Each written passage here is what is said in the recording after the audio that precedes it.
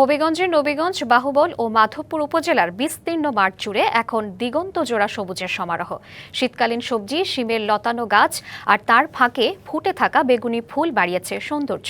ভালো ফলন পেয়েছেন স্থানীয় কৃষক।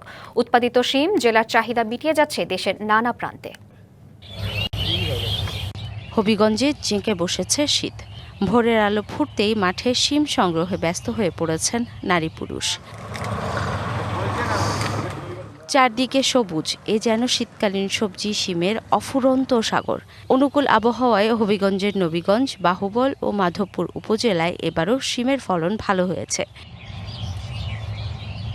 কৃষি বিভাগের তথ্য বলছে, এবছর শীত মৌসুমে ২৫০০-এর বেশি হেক্টরের জমিতে শিমের চাষ হয়েছে। জেলার চাহিদা মিটিয়ে যাচ্ছে দেশের বিভিন্ন প্রান্তে। নতুন এবং ফিরে আসা গ্রাহকদের জন্য নগদে চলছে ক্যাশব্যাক সহ প্রতিদিন হাজারো উপহার জেতার সুযোগ। হবে আশা আর ফেরা, সারপ্রাইজ সেরা। শিমের আবাদ কৃষকদের স্বাবলম্বী করছে, তৈরি হচ্ছে কর্মস্থল। তবে সরকারি সুযোগ সুবিধা বৃদ্ধির দাবি স্থানীয়দের। আমরা ২ আর ১ জায়গা করি, মোটামুটি সিম ক্ষেত করে আমরা লাভবান আছি। সার বীজ অনেক দাম, এরপরও মোটামুটি লাভবান আছি। সরকার থেকে যদি কিছু অবদান পাইতাম আমরা কিছু ভালো হইল নে।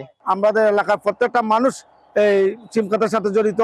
আমি সরকারের কাছে এই আবেদনটা রাখবো, তাদের প্রতি যেন খেয়াল নজর রাখার জন্য এবং সার বীজ যদি তাদেরকে সহযোগিতা করা যায়। হবিগঞ্জের শিম বিদেশে রপ্তানিতে প্যাকিং হাউস নির্মাণের পরিকল্পনা চলছে বলে জানিয়েছে কৃষি বিভাগ। সিলেট অঞ্চলে একটা প্যাকিং হাউস নির্মাণের আসলে প্রস্তাব প্রক্রিয়াধীন। যদি এই প্যাকিং হাউস হয়ে যায়, তাহলে আমাদের দেশের কৃষকরা আসলে তাদের উৎপাদিত সিম বিদেশে রপ্তানি করে অনেক বৈদেশিক মুদ্রা অর্জন করতে পারবে। সরকারি উদ্যোগ বাড়লে শিম উৎপাদনও বাড়বে, এমন প্রত্যাশা স্থানীয়দের। DBC news desk.